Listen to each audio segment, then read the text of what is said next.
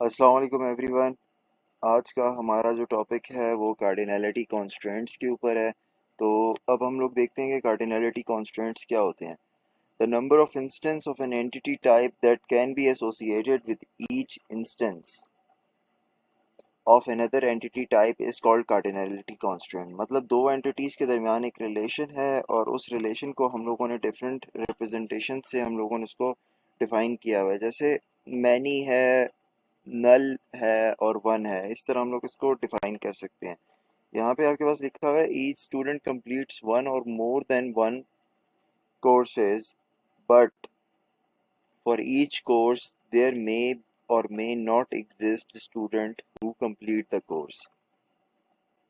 Student के लिए जो भी कार्डिनलिटीज लिखी हुई हैं वो एक्सेप्ट हो रही हैं कोर्सेज के फॉर्म में, और वहाँ पे लिखा हुआ है कि each student complete one or more than one courses. एक स्टूडेंट जो है वो एक कोर्स कंप्लीट करेगा या वो एक भी नहीं करेगा। One or more than one courses मतलब एक भी कर सकता है, मल्टीपल कोर्सेज भी अटेंड कर सकता है। जबकि जो कोर्सेज हैं there may or may not exist student who completes the course. Courses के लिए स्टूडेंट एग्जिस्ट कर सकते हैं मल्टीपल, और कोई स्टूडेंट एग्जिस्ट नहीं कर सकता। नेक्स्ट पे हमारे पास ये कार्डिनैलिटी कॉन्स्टेंट्स को शो करने के लिए ये सिंबल्स यूज होते हैं। एक सर्कल यूज होता है, इसको हम लोग स्ट्रोक बोलते हैं, एंड क्रो फीट, इसको हम लोग क्रो फीट बोलते हैं। नेक्स्ट हमारे पास आ जाते हैं symbol use to show degree. Circle indicate that relationship is optional. Circle क्या इंडिकेट करता है कि जो रिलेशनशिप है वो ऑप्शनल है। स्ट्रोक क्या डिफाइन करता है कि indicate that relationship is mandatory. और क्रो फीट है indicate that many relationship between instances of the related entities में एग्जिस्ट। नेक्स्ट पे आ जाते हैं मैंडेटरी वन क्या है। अब यहाँ पे अगर हम लोग मैंडेटरी की बात करें तो मैंडेटरी क्या है, जो हमारे पास सिंपल स्ट्रोक होता है उसको हम लोग मैंडेटरी बोलते हैं। अगर रिलेशनशिप मैंडेटरी टू वन है, मतलब एक मैंडेटरी है एंड वन हम लोग इसको सिलेक्ट कर रहे हैं, और मैंडेटरी मैनी क्या है कि मैंडेटरी का सिंबल लगा के मैंने क्रोफिट लगा दिया। फिर ऑप्शनल वन क्या है, हम लोगों ने सिंपल सर्कल लिख दिया और एक मैंने मैंडेटरी का सिंबल लगा दिया। फिर ऑप्शनल मैनी क्या है, सेम इसी तरह। अब मिनिमम कार्डिनलिटी क्या होती है। Minimum number of instances of entity B that may be associated with each instance of entity A। एक एंटिटी है मेरे पास ए एम्प्लॉय की, और दूसरी एंटिटी है प्रोजेक्ट की।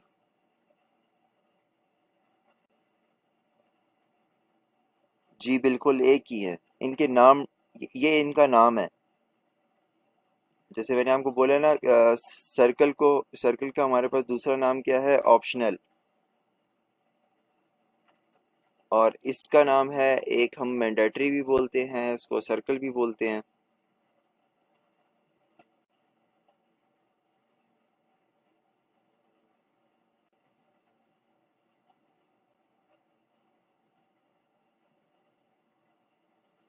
ओके यहाँ पे हम लोग देख रहे थे मिनिमम कार्डिनलिटी क्या होती है। Minimum number of instances of entity B that may be associated with each instance of entity A. यहाँ पे ये बोल रहा है कि मिनिमम नंबर ऑफ इंस्टेंसेस जो मौजूद हैं एंटिटी बी के अंदर। एंटिटी बी है project, that may be associated with each instance of entity A. The minimum number of instances of entity type B are zero. Minimum number entity B के हमारे पास क्या मौजूद है, zero. When minimum number of instances of entity is zero, we say that entity type is optional participant। हमारे पास जो circle है वो किसको डिनोट करता है, ऑप्शनल को। मतलब अब वो यहाँ पे ये बोल रहा है कि प्रोजेक्ट जो हैं वो या बहुत सारे असाइन हो सकते हैं किसी एम्प्लॉय को, या एक भी असाइन नहीं हो सकता किसी एम्प्लॉय को। हर एम्प्लॉय तो प्रोजेक्ट नहीं करता ना। नेक्स्ट है maximum cardinality. Maximum number of instances of entity B that may be associated with each instance of entity A. The maximum number of instances of entity type B are unspecified but many and greater than one।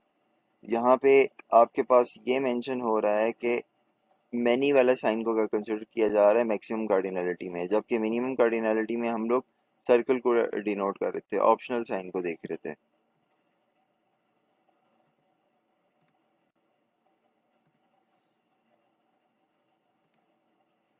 Next है हमारे पास relationship के अंदर हमारे पास आते हैं structural constraints. The constraints placed on entity types that participate in a relationship. The main type of constraint on a relationship is multiplicity.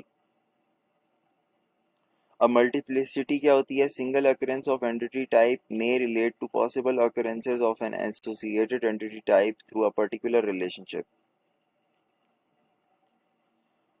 Multiplicity में one to one relationship देख लें.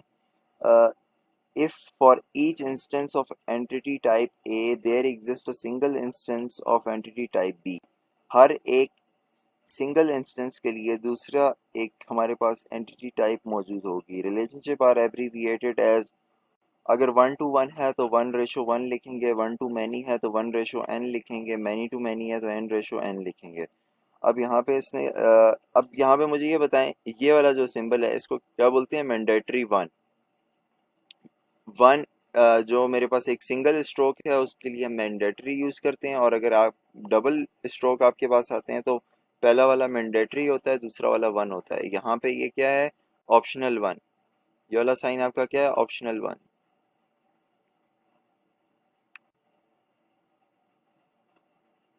नेक्स्ट है determining the multiplicity. Consider the relationship manages which relates the staff and branch entity type. A semantic net can be used to display sample occurrences of the manager's relationship type. जब कभी भी आप multiplicity की बात करेंगे तो आपके पास इस तरह के दो रिलेशन होंगे, जैसे मैंडेटरी वन हो गया, ऑप्शनल वन हो गया। अगर आपके पास एक सिंगल रिलेशनशिप है, आइडेंटिफाइंग रिलेशनशिप जिसको हम लोग बोलते हैं, वहाँ पे आपके पास सिंपल एरोज लगे होंगे, या 1 to many होगा या many to 1 होगा, जिस तरह हम लोगों ने प्रीवियस लेक्चर्स की स्लाइड्स में देखा था।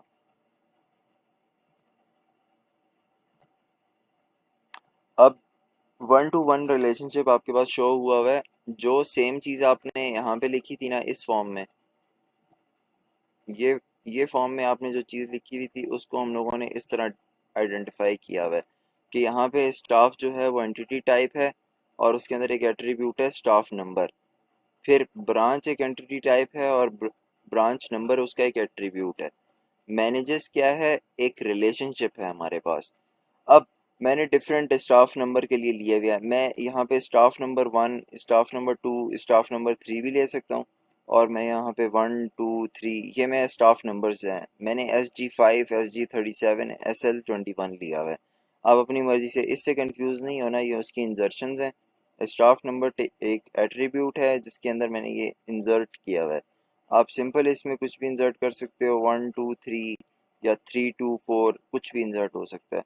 और ब्रांच के अंदर मैंने B003 लिया हुआ है एंड B005 लिया हुआ है, तो आप यहाँ पे 2 3 4 कुछ भी ले सकते हो, लेकिन ये चीज़ इंश्योर करनी है कि जितने अब यहाँ पे स्टाफ के अंदर 3 एट्रीब्यूट्स हैं और ब्रांच के अंदर 2 एट्रीब्यूट्स हैं, और रिलेशनशिप कितने के लिए आएगा? कि जितने दूसरे टेबल के अंदर भी मौजूद है एंटिटीज़ हैं। तो रिलेशनशिप मैंने R1 एंड R2 ले लिया है। अब देखें SG पार्टिसिपेट कर रहा है B3 के साथ, तो SG में मैंने सिंपल लाइन लगा दी कि ये रिलेशनशिप है ये SG को और B3 को जो रिलेट कर रहा है। फिर SL21 है, इसको R2 रिलेट कर रहा है B005 के पास, और SG37 यहाँ पे जो है ये आइडल है, SG37 यहाँ पे आइडल है। अच्छा, by analysing the semantic net, जो यहाँ पे आपको मैंने इस तरह डायग्रामेटिकली शो किया है, इसको हम लोग बोलते हैं semantic representation. By analysing the semantic net we can conclude as follows. The staff number SG5 manages branch number, same वही चीज़ बताई हुई है जो मैंने अभी आप लोगों को बोली है, and staff number SL21 manages branch B005, but staff number SG37 does not manage any branch. In other words, a member of staff can manage 0 one branch and each branch is managed by one member of staff. इस चीज़ की अब समझ आ गई है?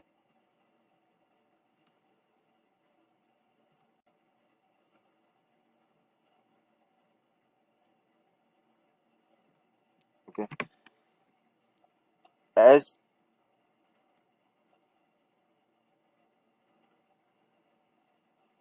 अब refresh करें, मैंने तो शेयर की हुई है, शो होनी चाहिए।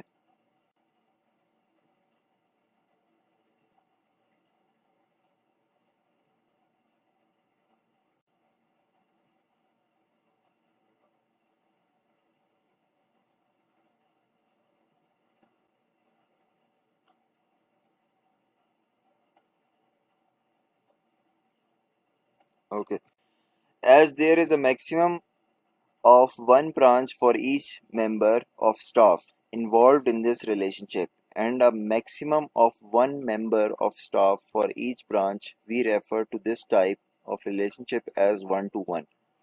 अब ये वन टू वन रिलेशनशिप क्यों है? क्योंकि हम लोगों ने पहले डिस्कस किया था कि स्टाफ और ब्रांच के अंदर यहाँ पे मैंडेटरी वन यूज़ हो रहा है एंड यहाँ पे ऑप्शनल वन यूज़ हो रहा है, तो दोनों साइड पे वन वन मौजूद है। ऑप्शनल का क्या मतलब है? या वन होगा या वन नहीं होगा। और मैंडेटरी वन का क्या क्या मतलब है? कि स्टाफ लाजमी होगा, मतलब स्टाफ जो है वो ब्रांच के साथ इनरोल लाजमी कर रहा है, ब्रांच जो है वो स्टाफ के साथ इनरोल लाजमी कर रही है। लेकिन स्टाफ का और ब्रांच का जो रिलेशनशिप है वो ऑप्शनल है। या स्टाफ जो है वो ब्रांच के साथ रिलेट करेगा या नहीं करेगा, ये ऑप्शनल है। लेकिन ब्रांच स्टाफ के साथ मस्ट जो है वो मैनेज करेगी, क्योंकि यहाँ पे मैंडेटरी वन यूज़ हो रहा है। नेक्स्ट पे आ जाते हैं। अब यहाँ पे आप लोग देखें, एक जो तरीका है उसको शो करने का, वो आप इस तरह शो कर सकते हैं, ये mandatory one and optional one के थ्रू। दूसरा जो तरीका है रिप्रेजेंट करने का, वो आपके सामने स्क्रीन पे शो हो रहा है कि स्टाफ एक एंटिटी है, स्टाफ नंबर उसके अंदर एक एट्रीब्यूट है। ब्रांच एक एंटिटी है, उसके अंदर ब्रांच नंबर एक एट्रीब्यूट है। अब यहाँ पे जो रिलेशनशिप है वो मैनेजर्स का है, और एंड यहाँ पे एरो जो है वो इस तरफ दिया हुआ है। इसका क्या मतलब है कि वन साइडेड है। एंड मल्टीप्लिसिटी को रिप्रेजेंट करने का क्या तरीका है? अगर वन मतलब मैंडेटरी वन है तो हम लोग वन दो डॉट्स लगा के, इस तरह हम लोगों ने दो डॉट्स को लगाना है, एंड वन हम लोगों ने लिख दिया। और अगर ऑप्शनल वन है तो ज़ीरो एंड दो डॉट्स। हम ये रेशो वाले डॉट्स नहीं है, रेशो वाले डॉट्स जो हैं वो वर्टिकल होते हैं, ये हॉरिजॉन्टल हैं।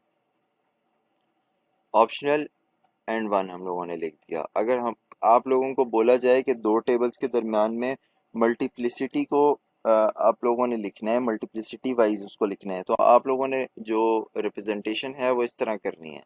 और अगर आप लोगों को बोला जाता है कि आप लोग कार्डिनलिटीज़ के हिसाब से लिखें, तो आपने प्रीवियस वाली एग्जांपल लिखनी है। Consider the relationship overseas which relates the staff and property for rent entity types. अब ये दूसरी एग्जांपल आ गई है। A semantic net can be used displays sample occurrences of the overseas relationship type. मेरे पास एक रिलेशनशिप है ओवरसीज के नाम से, और दो एंटिटीज़ के दरमियान है, एक है स्टाफ एंड नेक्स्ट है प्रॉपर्टी फॉर रेंट। अब ये वन टू मैनी रिलेशनशिप को डिफाइन कर रहा है कि वन टू मैनी रिलेशनशिप किस तरह हो सकता है। वन टू मैनी रिलेशनशिप इस तरह होगा कि एक एंटिटी के कुछ एलिमेंट्स यूज़ होंगे और वो एट्रीब्यूट्स जो हैं वो दो या दो से ज़्यादा नेक्स्ट एट्रीब्यूट के साथ रिलेट करेंगे। जैसे यहाँ पे SG35 है, ये रिलेशन वन में भी और रिलेशन टू में भी दोनों से रिलेट हो रहा है डिफरेंट एट्रीब्यूट्स के साथ, PG21 के साथ एंड PG36 के साथ। ये एक सिंगल एट्रीब्यूट एक से ज़्यादा एट्रीब्यूट्स के साथ रिलेट कर रहा है डिफरेंट रिलेशनशिप्स के थ्रू। और यहाँ पे एक सिंपल एक एट्रीब्यूट है जो कि एक नेक्स्ट एट्रीब्यूट के साथ रिलेट कर रहा है। यहाँ पे PG4 भी आइडल है एंड यहाँ पे SG5 भी आइडल है। By analyzing the semantic net, we can conclude as follows. The staff number SG37 oversees property number PG21 and PG36, and staff number SA9 oversees property number PA14, but staff number SG5 does not oversees any properties for rent, and property number PG4 is not overseen by any member of the staff। जो चीज़ मैंने आप लोगों को यहाँ पे बताई है, आखिर में उसने वही बताया है कि PG4 जो है वो किसी स्टाफ से ओवरसीज नहीं हो रहा, और SG5 जो है वो किसी प्रॉपर्टी फॉर रेंट में पार्टिसिपेट नहीं कर रहा। In summary, a member of staff can oversee 0 or more properties for rent, and a property for rent is overseen by 0 or 1 member of staff। अच्छा, जब आप लोगों को इस तरह की कोई भी एग्जांपल दी होगी ना, तो आपने इसके थ्रू खुद ही आपने अपना माइंड यूज़ करना है कि यहाँ पे कौन सा रिलेशनशिप लगा हुआ है। मैंने आप लोगों को नहीं बताया होगा कि यहाँ पे 1 to many है या many to many है या many to 1 है। आप लोगों ने इस एग्जांपल को देख के आप लोगों ने ये कंक्लूड करना है कि अ member of staff can oversee 0 or more properties for rent. अब यहाँ पे आप देखें कि स्टाफ जो है वो एक रिलेशन भी बना रहे हैं प्रॉपर्टी फॉर रेंट के साथ, वो मल्टीपल रिलेशंस भी बना रहा है, एंड वो एक रिलेशन भी नहीं बना रहा। तो यहाँ पे क्या है, मैंडेटरी नल आप यूज कर सकते हैं, या आप ये भी बोल सकते हैं कि ये मैनी टू नल है। मतलब आपने क्रोफिट लगा दिया एंड आपने सिंपल ऑप्शनल का सिंबल लगा दिया। अब आप नेक्स्ट साइड पे आ जाएं, properties for rent, and a property for rent is overseen by 0 और 1 मेंबर ऑफ स्टाफ।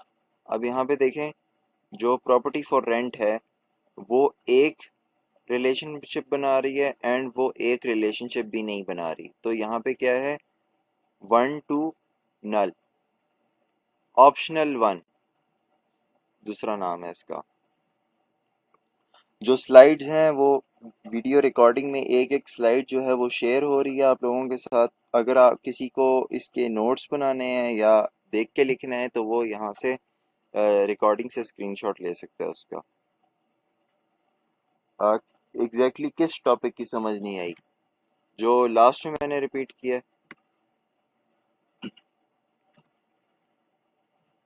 ओके, मैंने आप लोगों को ये बताया है कि आपके पास इस तरह का एक सिमेंटिक नेट के अंदर आपका एक रिलेशनशिप दिया हुआ है, ठीक है। आपके पास दो एंटिटीज हैं, एक एंटिटी है स्टाफ, दूसरी एंटिटी है प्रॉपर्टी फॉर रेंट। स्टाफ के अंदर 3 एट्रीब्यूट्स हैं, ये 3 एट्रीब्यूट्स हैं जिनमें 2 एट्रीब्यूट्स जो हैं वो रिलेशनशिप में पार्टिसिपेट कर रहे हैं और एक एट्रीब्यूट रिलेशनशिप में पार्टिसिपेट नहीं कर रहा।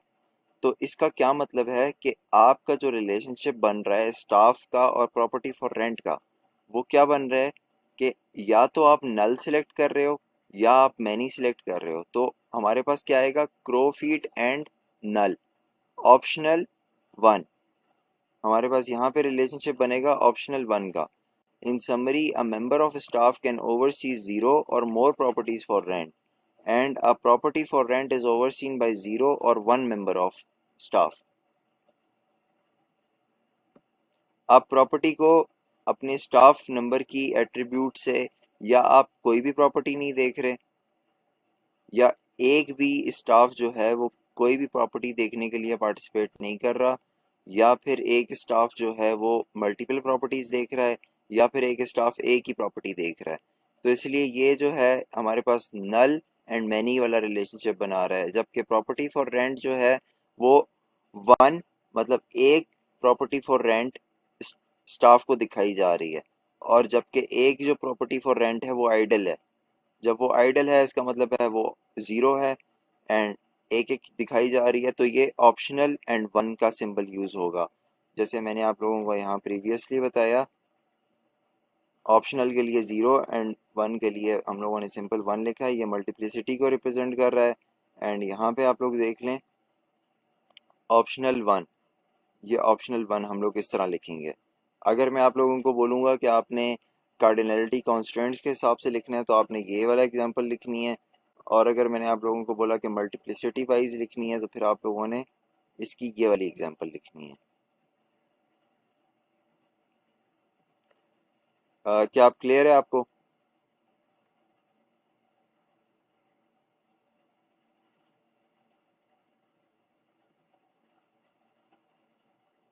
Okay.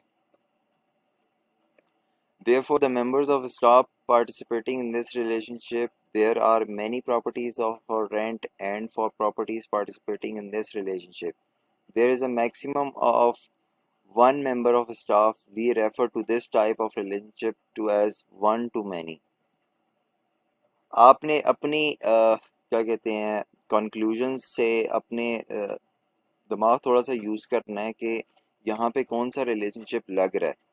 तो या आप लोगों को स्टेटमेंट दी होगी क्वेश्चन वाइज, या फिर आप लोगों को इस तरह की डायग्राम दी होगी। अब मैं देखूंगा कि कौन सा सूटेबल है, उस हिसाब से आपने ये डायग्राम बनानी है। उसके बाद आपने थोड़ा सा एनालाइज करना है कि यहाँ पे कौन सा रिलेशनशिप बन रहा है, कौन सा रिलेशनशिप नहीं बन रहा, फिर उसको आइडेंटिफाई करना है।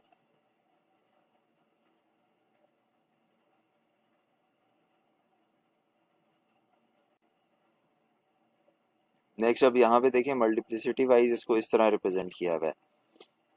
स्टाफ जो हैं वो एक होंगे या एक भी नहीं होगा। प्रॉपर्टी फॉर रेंट या एक हो या एक भी नहीं होगी या मैनी होगी।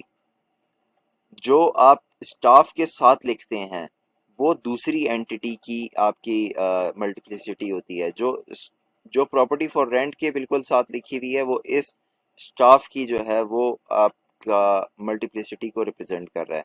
मतलब अगर स्टाफ जो है वो या एक स्टाफ भी नहीं था या मल्टीपल स्टाफ पार्टिसिपेट कर रहे थे।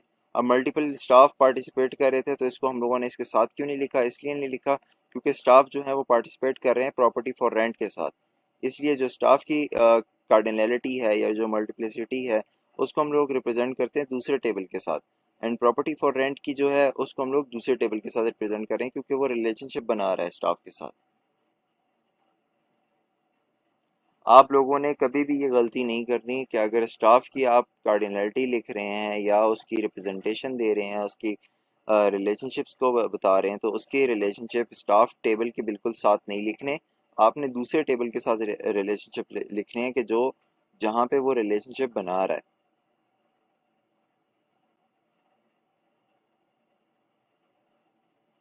नेक्स्ट आ जाते हैं हमारे पास, in case we know the actual minimum and maximum values for the multiplicity we can display these instead. For example, if a member of staff oversees a minimum of 0 and a maximum of 100 properties for rent, we can replace the 0 dot dot many के लिए हम लोगों ने historic का sign लगाया है। यहाँ पे मल्टीप्लिसिटी के अंदर मैनी का साइन जो है वो हिस्टेरिक है, जबकि कार्डिनलिटीज के अंदर या जब हम लोग इसको रिप्रेजेंट करते हैं तो ये 1:n भी हम लोग मैनी के लिए लिख सकते हैं, लेकिन यहाँ पे हम लोगों ने हिस्टेरिक लिखा हुआ है विद। अब यहाँ पे वो ये बोल रहा है कि अगर हमें मैक्सिमम नंबर्स, मतलब अगर अनआइडेंटिफाइड हैं मैक्सिमम नंबर्स, जैसे मैंने हिस्टेरिक लिखा हुआ है यहाँ पे, अगर वो अनआइडेंटिफाइड नहीं है, आपके पास एक गिवन अमाउंट दी हुई है मैक्सिमम नंबर्स की कि 100 है, तो फिर आप उसको किस तरह रिप्रेजेंट करोगे, 0.100। अगर आपके पास मैक्सिमम नंबर 150 है तो आपने 150 लिख देना है। यहाँ पे मैंने हिस्टेरिक उस वक्त लिखा था कि मेरे पास मैनी है, मुझे नहीं पता कि मैनी 2 हैं, 2 लाख हैं, 3 लाख हैं, कितने हैं। नेक्स्ट आ जाता है मेरे पास, consider the relationship advertise which relates the newspaper and property for rent entity type. A semantic net can be used display sample occurrences of the advertised relationship type. अब यहाँ पे वो सेम एग्जांपल है, मतलब डिफरेंट एग्जांपल्स हैं लेकिन उनका जो रिलेशन है वो डिफरेंट है मेरे पास। अब मैनी टू मैनी रिलेशनशिप की बात हो रही है कि तो यहाँ पे आप लोग देख सकते हैं कि 3 एंटिटीज़ हैं मेरे पास, यहाँ पे 4 एंटिटीज़ हैं। 3 एंटिटीज़, एक एंटिटी जो है वो 2 के साथ रिलेशनशिप बना रही है, फिर ये वाली जो है ये एक ही रिलेशनशिप बना रही है, लास्ट वाली भी एक ही रिलेशनशिप बना रही है। इस तरफ से अगर आप देखें तो एक भी रिलेशनशिप नहीं बना रही न्यूज़पेपर के साथ, फिर सिंगल रिलेशनशिप बना रही है, मल्टीपल रिलेशनशिप बना रही है एंड सिंगल रिलेशनशिप बना रही है। अगर आप इस साइड से देखा जाए, इस साइड पे देखें तो ये या एक रिलेशनशिप बना रही है या मल्टीपल रिलेशनशिप बना रही है। तो यहाँ पे मेरे पास क्या यूज़ होगा, मैंडेटरी 1। इस साइड पे मैं देखा जाए तो वन टू मैनी या क्रोफिट एंड सिंगल वाला साइन आप लगा दें। जी रोल नंबर क्यों भेज रहे हैं आप?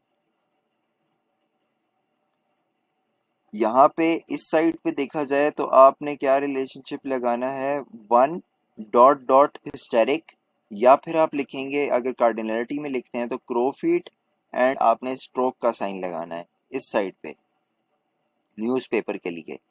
और अगर इस साइड पे देखा जाए तो आपका एक भी पार्टिसिपेट नहीं कर रहा, मतलब मिनिमम क्या है हमारे पास, ज़ीरो, ऑप्शनल, एंड हम लोग मैनी भी पार्टिसिपेट कर रहे हैं।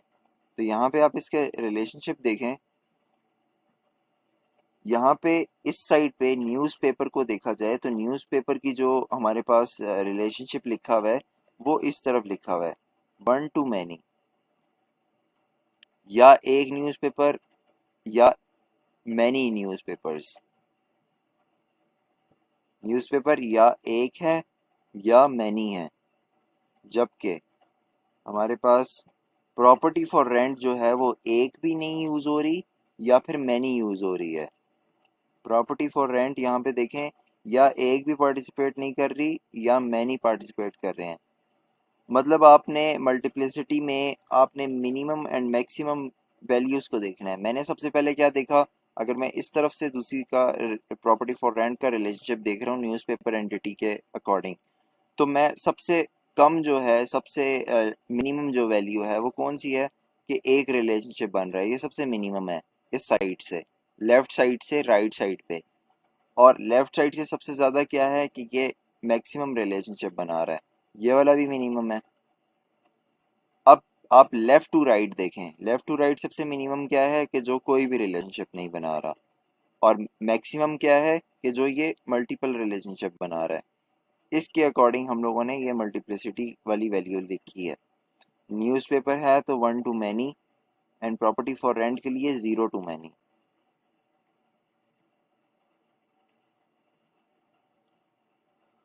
अच्छा, अब आपके पास ये आपका स्क्रीन पे जो शो हो रहा है ये आपका एक लैब टास्क है। काइंडली इसको गौर से देखें, ये आपका लैब टास्क 10 है। A supplier may supply many items, but may supply mean the supplier may not supply any item. अब यहाँ पे may supply की टर्म यूज हुई हुई है। may supply का क्या मतलब है कि वो कर भी सकता है और वो शायद ना भी करे। जब ना की बात आ जाए तो मतलब ऑप्शनल आ गया। Each item is supplied by any number of supplier. By is supplied we mean that the item must be supplied at least one supplier.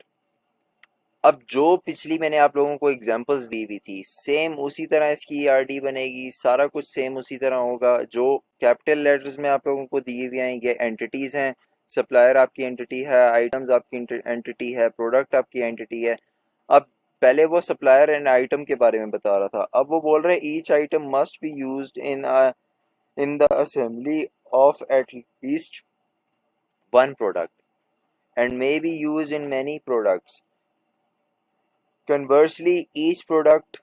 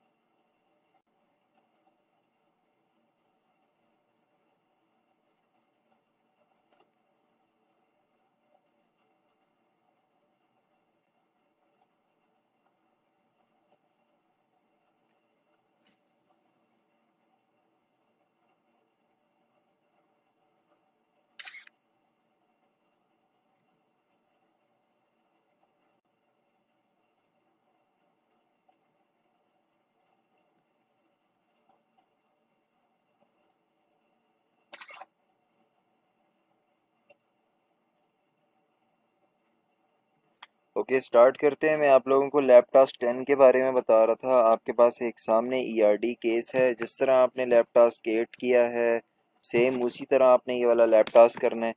यहाँ पे आप लोगों को एक दो दो टेबल्स हैं, सप्लायर आइटम, फिर प्रोडक्ट एक टेबल है, मतलब एंटिटी है, फिर शिपमेंट एक और टेबल है, इसके अलावा ऑर्डर आपका एक टेबल है, कस्टमर आपका एक टेबल है, और प्रोडक्ट आई गेस यही है।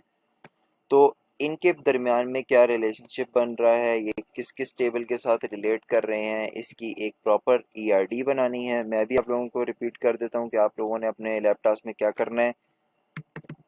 स्टेप नंबर 1 में आप लोगों ने इसकी एक कंप्लीट ईआरडी बनानी है, जिस तरह आप लोगों ने पहले बनाई थी। स्टेप नंबर 2 के अंदर आपने PHP माई एडमिन डेटाबेस को यूज़ करना है एंड ये सारे टेबल्स क्रिएट करने हैं, टेबल्स क्रिएशन करनी है एंड जो जो टेबल आपस में रिलेट कर रहे हैं उनके ऊपर primary keys and foreign keys को इम्प्लीमेंट करना है। स्टेप 3 के अंदर मैंने आप लोगों को बताया था, एक वेबसाइट है www.lucid.com।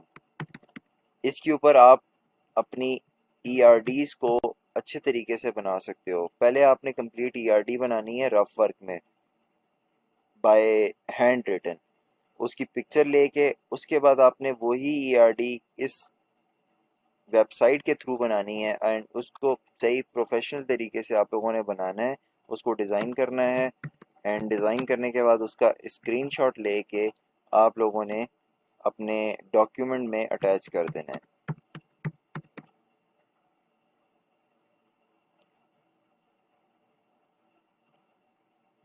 ये आप लोगों का है लैब टास्क 10। भाई एक दफा इससे पीछे वाला फिर से बता दो। जी जी, मैं बता रहा हूँ।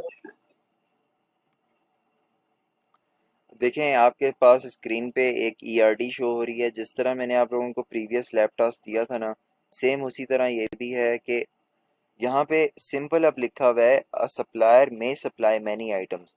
मतलब आप लोगों ने इसकी टर्म से देखना है। फिर आप लोगों को हिंट भी दी हुई है, by may supply mean the supplier may not supply any items, या वो कोई भी आइटम सप्लाई नहीं करेगा, या वो बहुत सारे आइटम भी सप्लाई कर सकता है। Each item is supplied by any number of supplier. Her item जो है वो मैक्सिमम नंबर ऑफ सप्लायर्स जो हैं वो सप्लाई कर सकते हैं, कोई रिस्ट्रिक्शन नहीं है। By is supplied we mean that item must be supplied and at least one supplier. जो अभी मैंने आप लोगों को 3 एग्जांपल्स दी हैं ना, 3 एग्जांपल्स के थ्रू समझाया है। एक मैनी टू मैनी थी, फिर मैनी टू वन है, वन टू मैनी है, वन टू वन है। तो ये सारी जो आप इन सारों को देखें, इसके बाद आप इसको रीड आउट करें कि उन लोगों ने किस तरह असेसमेंट की हुई है। जो आपका लैब टास्क है वो इसका रिवर्स है। रिवर्स इस तरह है कि आप लोगों को इस तरह की डायग्राम दी हुई है, फिर आपको सोल्यूशन बताया हुआ है। जो लैब टास्क है आप लोगों ने, मैं एक नज़र आप लोगों को दिखा देता हूँ, इस तरह आप लोगों ने ये बनानी है। साथ आपने कार्डिनलिटीज़ को शो करना है। अब मैं आप लोगों को जब लैब टास्क का डॉक्यूमेंट अपलोड करूँगा, यहाँ पे आपके पास कार्डिनलिटीज़ के हिसाब से शो हुआ हुआ है। मैं आप लोगों को ये भी बोल सकता हूँ कि आपने मल्टीप्लिसिटी के हिसाब से शो करना है। जिसने पूरा क्लास का लेक्चर लिया हुआ है एंड अगर जो नहीं आ सका उसने रिकॉर्डिंग देखी हुई है तो वही लैब टास्क कर सकता है। अगर कोई एक छोटी सी भी गलती है तो मुझे कोई ये ना बोले कि इसमें ये थोड़ी सी गलती है, इसमें मार्क्स काटने में आपको क्या मज़ा आता है वगैरह, इस तरह की मैं कोई बात भी ना सुनूं। मैंने आप लोगों को समझा के बता दिया कि ये चीज़ इस तरह करनी है, इस तरह करनी है तो मतलब इस तरह ही करनी है। अगर उसमें कोई 19-20 का फ़र्क हुआ तो मैं 0 मार्क्स दे दूंगा।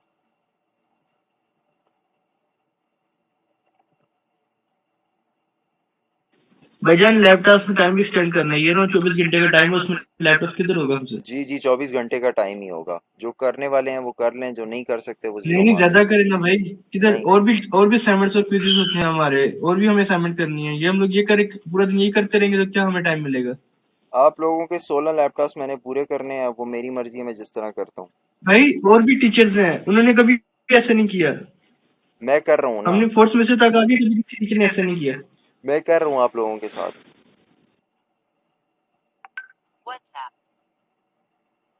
ओके, नेक्स्ट टॉपिक है हमारा प्रॉब्लम्स विद ईआर मॉडल। अब हमारे पास दो तरह की प्रॉब्लम्स हैं, एक है फैन ट्रैप और एक है चेसम ट्रैप। नहीं, ये जो मेरे जो लैब टास्क हैं आप लोगों को एक दिन के अंदर, मतलब जिस दिन आप लोगों की क्लास है, मस्ट ये है कि आप लोगों ने उसी दिन जो है वो लैब टास्क सबमिट कराना है।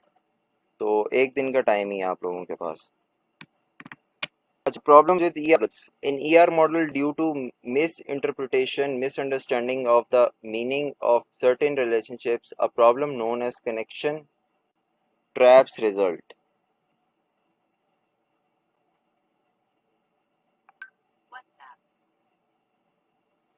देखें, दो तरह की हमारे पास जो प्रॉब्लम्स हैं वो हम लोग फेस करते हैं। एक है फैन ट्रैप और दूसरी है चेसम ट्रैप। अब फैन ट्रैप क्या होती है, फैन ट्रैप को समझें।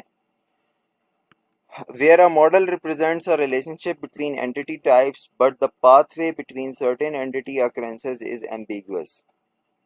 देखें, यहाँ पे पाथ जो है वो एम्बिग्यूस है। पाथ एम्बिग्यूस का क्या मतलब है कि एक जो हैज़ वाला रिलेशन है स्टाफ और डिवीजन के दरमियान, उसकी जो डायरेक्शन है वो लेफ़्ट टू राइट है। ये डायरेक्शन रिप्रेजेंट कर रहा है, ये लेफ़्ट टू राइट डायरेक्शन है। एंड दूसरी है डिवीजन एंड ब्रांच के साथ जो रिलेशन है वो ऑपरेट्स है एंड वो लेफ़्ट टू राइट जा रहा है। तो ये जो एम्बिग्विटी आ रही है ये डायरेक्शन में आ रही है कि एक जो रिलेशनशिप बन रहा है वो लेफ्ट साइड पे बन रहा है, एक जो है वो राइट साइड पे बन रहा है। फैन ट्रैप के अंदर आपके पास एम्बिग्विटी आती है पाथवे के अंदर। जब कभी भी आपकी पाथवे के अंदर एम्बिग्विटी आएगी या आपको इस तरह का कुछ भी शो किया जाएगा, तो आप यहाँ पे ये देख के ये पता लगा सकते हैं कि इसके ऊपर फैन ट्रैप एम्बिग्विटी लगी हुई है। और प्रॉब्लम क्या है, आपने आइडेंटिफाई कर ली कि इसके ऊपर फैन ट्रैप की प्रॉब्लम है। अब आगे इसको सॉल्व किस तरह करेंगे वो अब हम अभी देखते हैं। देखें, जो सेम यहाँ पे आपके पास है ना, स्टाफ हैज़ एक आपके पास रिलेशन है, फिर डिवीजन एक एंटिटी है, फिर ऑपरेट्स एक रिलेशन है, फिर ब्रांच एक एंटिटी है। आपने स्टाफ एंटिटी लिख दी, हैज़ का रिलेशनशिप डाल दिया, फिर डिवीजन एंटिटी लिख दी, ऑपरेट्स का रिलेशनशिप डाल दिया एंड ब्रांच एंटिटी लिख दी। अब स्टाफ एंटिटी के अंदर मैंने 3 एट्रीब्यूट्स ले लिए, हैज़ के अंदर भी 3 एट्रीब्यूट ले लिए, डिवीजन के अंदर 2 एट्रीब्यूट्स ले लिए, फिर ऑपरेट्स के अंदर ले लिए एंड ब्रांच के अंदर। मेरे पास रिलेशन कुछ इस तरह का बन रहा है कि एक स्टाफ है SG37, वो रिलेशन 1 से गुजर रहा है एंड वो D1 के ऊपर जा रहा है। फिर अब मुझे ये नहीं पता कि D1 से आगे जो एग्जीक्यूट कर रहा है वो R1 किस तरफ जा रहा है। क्या आप लोगों में से कोई बता सकता है कि R1 किस तरफ जा रहा है एंड R2 किस तरफ जा रहा है? एम्बिग्विटी आ रही है ना यहाँ पे कि R1, अब अगर मैं देखा जाए तो R1 जो है वो R4 पे भी जा रहा है, फिर R1 जो है वो R5 पे भी जा रहा है, इसी तरह R2 जो है वो R4 पे भी जा रहा है, R2 R5 पे भी जा रहा है। इसका बेस्ट सोल्यूशन ये है कि आप जो जो एम्बिग्विटी वाला पोर्शन है उसको आप लोग पहली पोजीशन पे ले आओ। जैसे देखें, आपके पास डिवीजन था, ब्रांच था एंड स्टाफ था। आप लोगों ने स्टार्ट में क्या किया, मेरे पास स्टाफ, डिवीजन एंड ब्रांच था। डिवीजन में मुझे प्रॉब्लम आ रहा था तो मैंने डिवीजन पहले लिख दिया, फिर ब्रांच लिख दिया एंड आखिर में स्टाफ लिख दिया।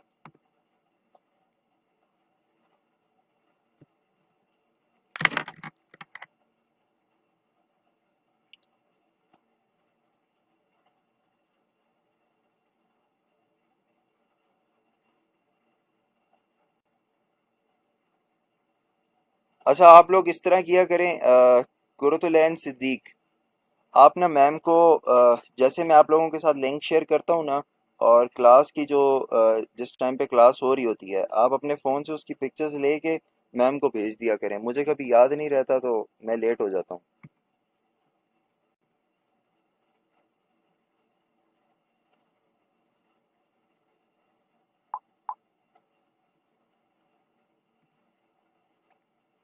लिंक शेयर कर दे, मैंने पिक्चर्स भेज दी हैं मैम को। अच्छा, मैं फ़ैन ट्रैप के बारे में आप लोगों को बता रहा था। फ़ैन ट्रैप इस तरह होता है कि आप लोगों के पास यहाँ पे आपके पास एक एम्बिग्विटी आ गई है कि आप लोगों को पता नहीं चल रहा कि SG37 जो है वो कौन सी ब्रांच के साथ रिलेट कर रहा है। अब SG37 इसके अकॉर्डिंग मेरे पास B003 के साथ भी रिलेट कर रहा है एंड B007 के साथ भी रिलेट कर रहा है। मुझे कंफर्म नहीं है कि एग्जैक्टली किसके साथ कर रहा है। इसी तरह SA9 जो है एक स्टाफ है, वो कौन कौन सी ब्रांच के साथ रिलेट कर रहा है, उसके लिए भी ये दो ब्रांचेस आ रही हैं। तो मुझे कंफर्म नहीं है कि किस ब्रांच के साथ ये रिलेट कर रहा है। तो मेरे पास ऑर्डर था स्टाफ, डिवीजन एंड ब्रांच। मैंने न्यू ऑर्डर बना दिया है डिवीजन, ब्रांच एंड स्टाफ। अब यहाँ पे देखें, जो आपके पास डायरेक्शन की एम्बिग्विटी थी वो ख़त्म हो गई है कि पहले आपका हैज़ जो था वो लेफ्ट साइड पे जा रहा था, ऑपरेट जो था वो राइट साइड पे। अब आपके जो दोनों रिलेशनशिप्स हैं वो एक ही डायरेक्शन में उनका फ्लो है। तो आपने डिवीजन पहले लिख दिया, फिर आपने ब्रांच लिख दी और उसके बाद स्टाफ। अब आपको अच्छी तरह पता लग रहा है कि D1 जो डिवीज़न है वो इस ब्रांच से होके इस स्टाफ के अंदर जा रही है। फिर D1 जो एक है वो इस ब्रांच से गुजर के इस स्टाफ के ऊपर जा रही है। पहले ये दोनों जो थे वो कंफ्यूज थे कि SG37 जो है वो B3 के साथ भी है, B7 के साथ भी है, एंड SA9 जो है वो B3 के साथ भी है, B7 के साथ भी है। तो फैन ट्रैप प्रॉब्लम को हम इस तरह सॉल्व करते हैं। अगर फैन ट्रैप में किसी को कोई इशू है तो वो पूछ सकता है।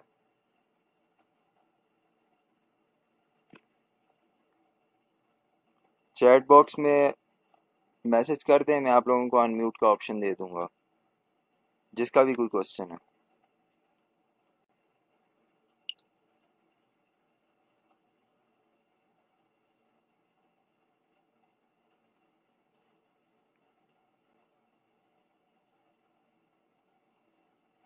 अब मुझे एग्जैक्टली बताएं किस पॉइंट से आपको समझ नहीं आई।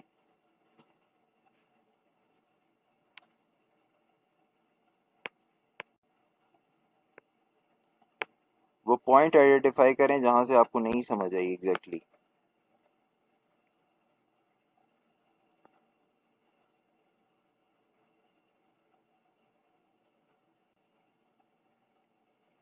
फैन ट्रैप, देखिए मैंने आप लोगों को बताया है कि अगर ER मॉडल के अंदर आपके पास प्रॉब्लम एग्जिस्ट कर रही हैं तो वो प्रॉब्लम दो तरह की होंगी। पहली प्रॉब्लम है फैन ट्रैप एंड दूसरी है चेसम ट्रैप। हमने अभी फैन ट्रैप को देखना है कि फैन ट्रैप को हम किस तरह आइडेंटिफाई करते हैं एंड उसको सॉल्व किस तरह करते हैं। फैन ट्रैप को आइडेंटिफाई करने के लिए बेस्ट तरीका ये है कि आप उसका पाथवे देख लें, रिलेशनशिप का पाथवे देख लें कि अगर उसमें एम्बिग्विटी आ रही है, मतलब पाथवे आपकी डिफरेंट है। अगर आप लोगों को इस तरह का एक एग्जांपल आता है और उसमें हैज़ जो है उसका रिलेशन, हैज़ जो रिलेशन है उसकी जो डायरेक्शन है वो लेफ्ट टू राइट है एंड ऑपरेट की भी लेफ्ट टू राइट है, तो आपका चेसम ट्रैप होगा ही नहीं। अगर जहाँ पे आपके पास स्क्रीन पे शो हो रहा है कि हैज़ का जो रिलेशन है वो लेफ्ट टू राइट जा रहा है एंड डिवीजन एंड ब्रांच का जो रिलेशन है ऑपरेट्स वो लेफ्ट टू राइट है एंड दूसरा राइट टू लेफ्ट है, तो ये आपकी पाथवे में डिफरेंसेस हैं जिसकी वजह से आपका फैन ट्रैप है। मतलब आप लोगों को पता नहीं, इसको मैं एक्सटेंड करके इस तरह लिखता हूँ, staff, has, division, operates and branch. अब मुझे यहाँ पे ये बताएं, अगर आपसे कोई क्वेश्चन आता है कि आप SG37 जो स्टाफ है वो किस ब्रांच के अंदर यूज़ हो रहा है, तो आप यहाँ पे वो आंसर मुझे कर सकते हैं कि SG37 जो है वो किस ब्रांच में है, क्योंकि आपके पास दो ब्रांचेज हैं। एक B003 आपके पास SG37 के साथ रिलेट कर रही है एंड दूसरी आपके पास B007 जो है वो रिलेट कर रही है। इसी तरह अगर आपसे पूछा जाए कि SA9 जो एक स्टाफ है वो किस किस ब्रांच के साथ रिलेट कर रहा है, तो आप मल्टीपल नाम बताओगे और यहाँ पे एम्बिग्विटी है कि D1 के अंदर एम्बिग्विटी है, आपको नहीं पता कि ये R2 जो ये रिलेशन जो इसका बना है स्टाफ का, ये किस ब्रांच के साथ रिलेट कर रहा है। इसी तरह ये वाला जो रिलेशन है ये किस ब्रांच के साथ रिलेट कर रहा है हमें नहीं पता, इसीलिए हम लोग इनको रीअरेंज कर लेते हैं और इस ऑर्डर से रीअरेंज करते हैं कि हमारे पास एक ही फ्लो में जो है वो रिलेशनशिप बन रहा हो। तो मैंने इसको रीअरेंज कर दिया है, डिवीजन पहले लिख दिया सॉरी डिवीजन पहले लिख दिया, फिर ब्रांच लिख दिया एंड आखिर में मैंने स्टाफ लिख दिया। तो अब मैं इजीली बता सकता हूँ कि जो मेरी ब्रांच थी B003 वो मेरी स्टाफ नंबर SG37 के साथ रिलेट कर रही है। इसी तरह अगर मेरी ब्रांच नंबर B007 है तो वो रिलेट कर रही है SA9 के साथ। तो इस तरह हम लोग उसको रिकंस्ट्रक्ट कर सकते हैं और फैन ट्रैप को हम लोग सॉल्व कर सकते हैं। फैन ट्रैप अब देखो, अब सॉल्व है आप लोगों का फैन ट्रैप। अब हम लोग देखते हैं कि चेसम ट्रैप क्या होता है। Where a model suggests the existence of a relationship between entity types, but the pathway does not exist between certain entity occurrences. मेरे पास आ जाएगा ब्रांच, फिर staff and property for rent.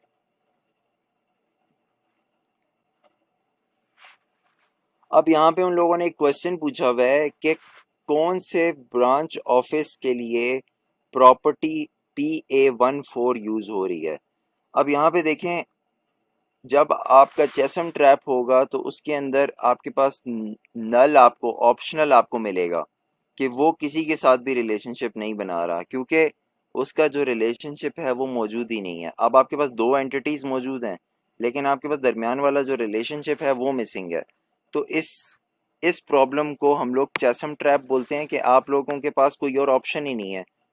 ठीक है, तो यहाँ पे आप लोग क्या क्या करते हो, अगर आप फॉर एग्जांपल, मैं आप लोगों को एक एग्जांपल देता हूँ कि ये पॉइंट ए है, स्टाफ जो है वो पॉइंट ए है and property for rent point B है। अगर आप लोगों के पास डायरेक्ट रूट जो है वो ख़राब हुआ है या फॉर एग्जांपल एक फ्लाई ओवर था और वो टूट गया है, तो आप लोग क्या करोगे, आप लोग एक दूसरा रास्ता अपनाओगे, उस रास्ते से जाओगे एंड आप इंटरमीडिएट पाथवे का यूज़ करोगे। तो चेसम ट्रैप को भी सॉल्व करने के लिए हम इंटरमीडिएट पाथवे को यूज़ करते हैं। जैसे यहाँ पे देखें, branch, staff and property for rent था मेरे पास। मैंने ब्रांच का प्रॉपर्टी फॉर रेंट के साथ एक डायरेक्ट रिलेशनशिप बना दिया है। मैंने क्या किया है, ब्रांच का प्रॉपर्टी फॉर रेंट के साथ एक डायरेक्ट रिलेशनशिप बना लिया है, जिसकी मदद से अब मेरे पास जो ये ब्रांच है B007 ये रिलेट कर पा रही है PA14 के साथ। जब ये वाली ब्रांच इस प्रॉपर्टी फॉर रेंट के साथ रिलेट कर रही है और ये ब्रांच ऑलरेडी रिलेट कर रही थी स्टाफ के साथ, तो ये स्टाफ मेरे पास इनडायरेक्टली यहाँ पे आया है या नहीं आया। ये चीज़ किसी को समझ नहीं आई तो वो चैट बॉक्स में पूछ सकता है।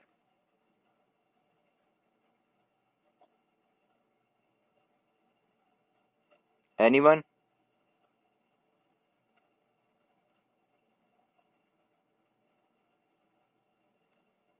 ओके, आई गेस समझ आ गई है। मैं एक बार फिर भी रिपीट कर देता हूँ कि मेरे पास एक एग्जांपल थी जिसके अंदर एक रिलेशन मिसिंग था मेरे पास दो एंटिटीज के दरमियान। तो मुझे उनको आपस में रिलेट लाजमी करना था, तो मैंने उनको रिलेट करने के लिए क्या किया है कि मैंने ब्रांच और प्रॉपर्टी फॉर रेंट का एक रिलेशनशिप बना दिया है जिसका नाम है ऑफर्स।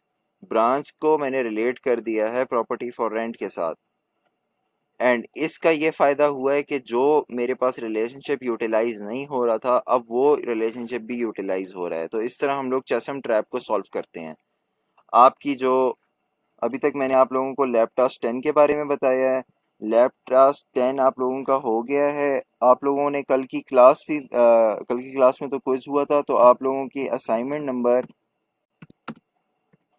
7 ये है कि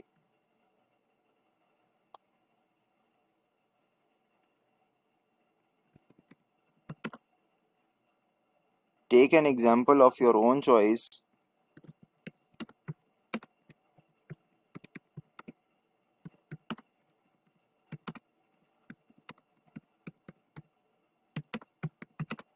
and solve fan trap and chasm trap. अब आप लोगों तक है कि आप लोग जो अभी मैंने आप लोगों को क्लास में एग्जांपल कराई, आप ये वाली करते हो या आप कोई भी और करते हो?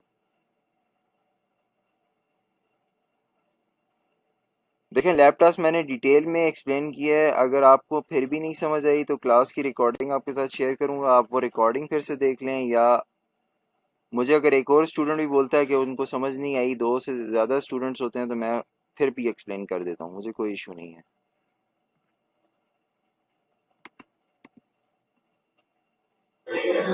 भाई समझ नहीं आई, आप एक्सप्लेन कर दें। ठीक है, ओके, मैं कर देता हूँ।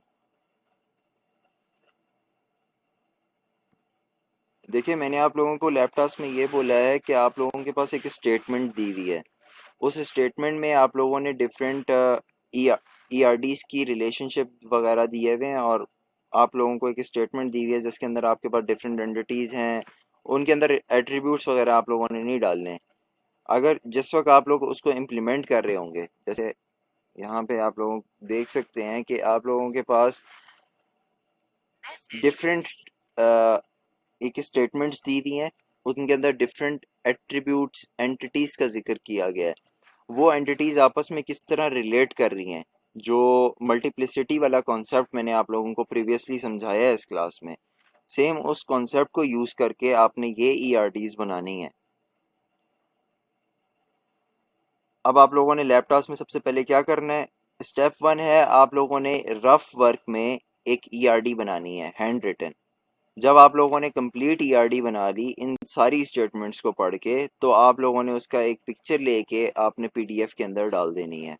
नेक्स्ट स्टेप में आप लोगों ने क्या करना है? पीएचपी माई एडमिन डेटाबेस को यूज़ करके इन टेबल्स की क्रिएशन करनी है। जो यहाँ पे एंटिटीज़ थी उनको टेबल्स बना के उनकी मतलब उनके अपनी मर्जी से, अगर सप्लायर है तो सप्लायर की आपने supplier ID, supplier name, supplier address, इस तरह के आप लोगों ने एट्रीब्यूट्स ले लेने हैं उनके, और वो आपने उस टेबल के अंदर डिफरेंट टेबल्स बनाने हैं। सप्लायर का टेबल बनाना है, आइटम का टेबल बनाना है, प्रोडक्ट का, शिपमेंट का, डिफरेंट टेबल्स बना के आपने उनके अंदर एट्रीब्यूट्स को डालना है। उसके बाद आपने हर एक टेबल को एक दूसरे के साथ प्राइमरी एंड फॉरेन की के थ्रू रिलेट करना है। स्टेप नंबर 3 आपका क्या है कि आपने एक वेबसाइट है www.lucid.com, ये आप लोगों को E R D designs provide करती है एंड आप लोगों को अलाउ करती है कि आप लोग better E R D designs बना सको। मैंने प्रीवियस भी लैपटॉप्स देखे थे आप लोगों के, उसमें आप लोगों को रिलैक्सेशन दी थी कि आप लोगों की जो ई आर डीज बनी हुई थी वो किसी एक स्टूडेंट ने बनाई थी एंड वो सब ने कॉपी पेस्ट की थी, या किसी ने ये किया हुआ था कि जो मैंने क्लास के दौरान आप लोगों को लेक्चर्स में जो ई आर डीज दिखाई थी उसी का स्क्रीनशॉट लिया हुआ था कुछ स्टूडेंट ने। तो अगर इस तरह की कोई भी हरकत होती है तो उसके 0 मार्क्स होंगे, ये मैं आप लोगों को अभी बता रहा हूँ। एंड अगर ये लैब टास्क लेट भी आया तो उसके भी 0 हैं। फिर आप लोग मुझे मत बोलना कि मैंने तो किया था, आप लोग आपको 0 मार्क्स देने में मज़ा आता है, तो इस तरह की कोई भी एक्सक्यूज़ मैं ना सुनूं। ई आर डी डिज़ाइन आप लोगों ने बना के उसका स्क्रीनशॉट लेके डॉक्यूमेंट के ऊपर अटैच कर देना है। ये आप लोगों का लैब टास्क 10 है। क्या अब आप लोगों को क्लियर है?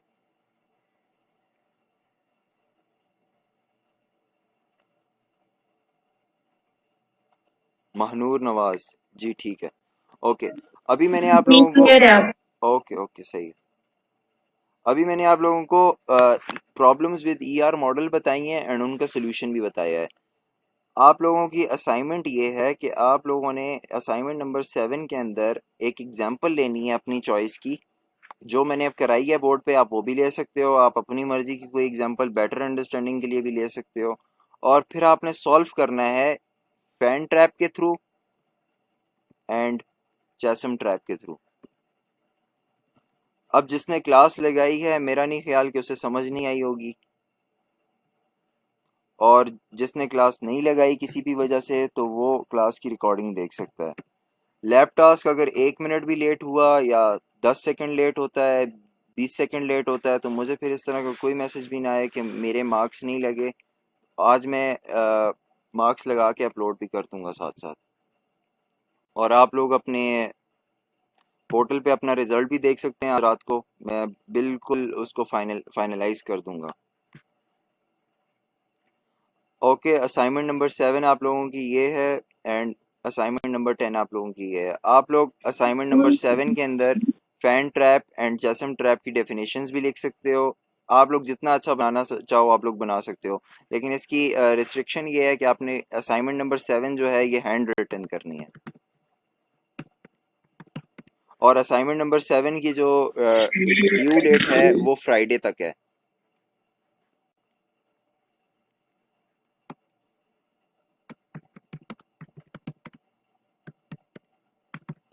असाइनमेंट नंबर 7 की ड्यू डेट फ्राइडे तक है। लैब टास्क 10 की ड्यू डेट आज की है।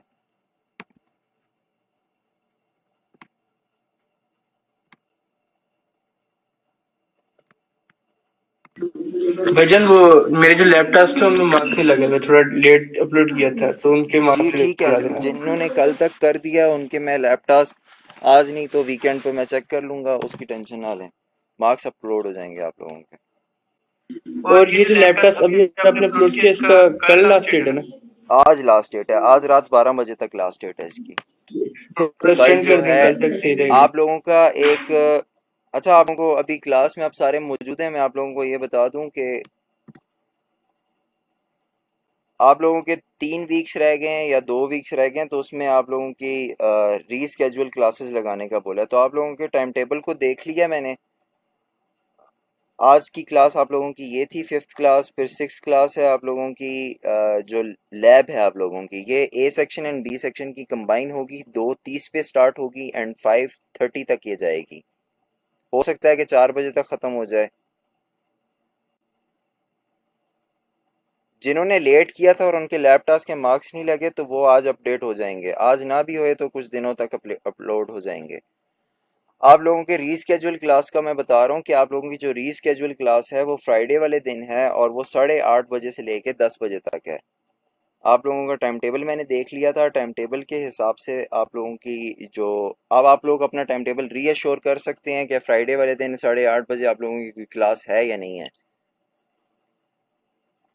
नहीं, फ्राइडे वाले दिन नहीं है। जी ठीक है, बस फ्राइडे वाले दिन आप लोगों की ये जो कमिंग 2 to 3 फ्राइडेज आप लोगों के गुजरेंगे, आप लोगों की इसी दिन आप लोगों की रीस्केड्यूल क्लास होगी। ठीक हो गया?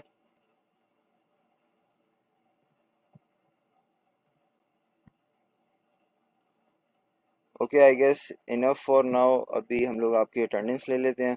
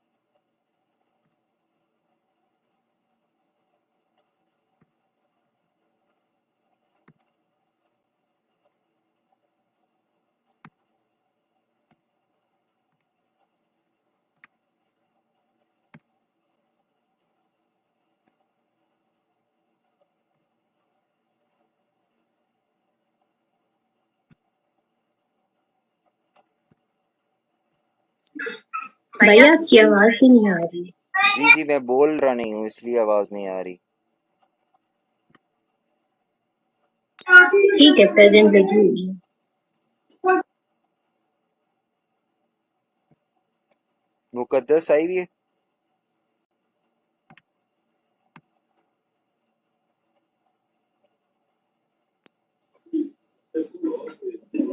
मुकद्दस यूनस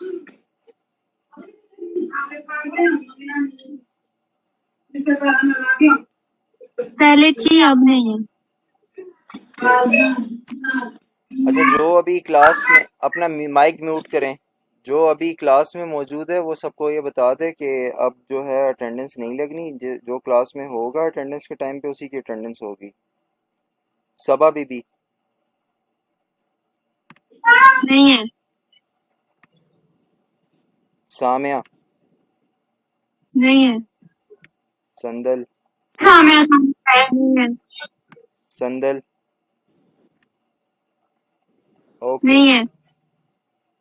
शिजा शुएब, हाँ।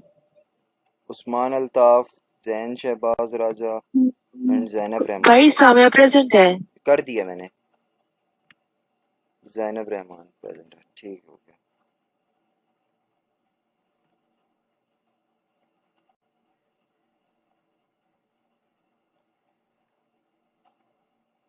अच्छा, आप लोगों के अगर कोई इश्यूज हैं ना कि आप लोगों के लैब टास्क नंबर आप लोगों के चेक नहीं हुए हुए, आप लोगों ने रीसबमिट किए थे, तो वो मुझे रिमाइंड करने के लिए मेरे ईमेल पे आज मेल कर दें कि मैंने लैब नंबर ये वाला किया हुआ है, मतलब कल से पहले किया हुआ था मैंने, तो आपने अभी तक चेक नहीं किया, तो काइंडली वो चेक कर लें, तो इस तरह मुझे थोड़ा भाई इजीनेस हो जाएगी। भाई भाई जी, आप मुझे वो ईमेल पे बताना प्रोजेक्ट है जो मैंने आपसे पूछा हुआ है। मुझे री ईमेल कर दें, पता ही नहीं चलता कि क्या काम करना है क्या नहीं करना। ठीक है। मैंने जो अभी आप लोगों को बताया वो आप लोगों को समझ आ गई है? अगर कोई इशू है तो मुझे बता दें, टॉपिक से रिलेटेड, असाइनमेंट से भाईजान रिलेटेड। आपका ईमेल है? जी, भाई आप स्लाइड्स अपलोड कर दें क्योंकि हम इसको ईमेल शॉर्ट आपका? फॉर्म में नहीं कर सकते। मैं इनको जो है प्रिंट निकलवाती हूँ। नहीं मैं आप लोगों को जिसने प्रिंट निकालने हैं मैं आप लोगों को नहीं प्रोवाइड कर सकता, क्योंकि ये नेसेसरी है कि ज़्यादातर स्टूडेंट ऑनलाइन नहीं होते और वो क्लास भी नहीं ले सकते। तो स्लाइड शेयर करने से मना इसलिए किया हुआ है क्योंकि स्लाइड सारी आप लोगों को शो हो रही होती हैं क्लास में। तो आप लोग जिसने प्रिंट्स निकालने हैं वो वहाँ से स्क्रीनशॉट लेके इजीली प्रिंट निकाल सकता है। भाई आप इसे व्हाट्सएप पे सेंड कर देना। नहीं मैं सेंड ही नहीं कर स्क्रीनशॉट्स तो सकता। ब्लर होते हैं। कोई नहीं ब्लर साथ होते, में आपकी स्क्रीनशॉट थाउजेंड निकलता भी एटीपी नहीं पे है, थाउजेंड एटीपी डॉक्यूमेंट पे तो मैं सही रिकॉर्ड कर निकलता रहा है। हूँ, ये नहीं होते ब्लर। आप उसकी वीडियो क्वालिटी हाई करें आप लोग। नहीं नहीं, स्क्रीनशॉट का प्रिंट सही निकलता भी नहीं है। हम जो है वो पीडीएफ या वर्ड डॉक्यूमेंट भी सही निकलता है। मेरा ईमेल आप लोगों को गूगल क्लासरूम पे मिल जाएगा, मैंने उतने 1000 बार मेंशन किया हुआ है उसको। तो ईमेल पे भी, अच्छा ये इनसे कह रहे हैं, आप भेज देना, व्हाट्सएप कर दें। असल में मैं भेज नहीं सकता, अगर मैं भेज सकता होता या जो भी चीज़ मैं आप लोगों को प्रोवाइड कर सकता हूँ वो मैं क्लासरूम पे डाल देता हूँ। मुझे ऑर्डर्स नहीं है तो मैं अपनी तरफ से कोई काम भी नहीं कर सकता। एंड फेवर तो आपकी क्लास भूल जाए।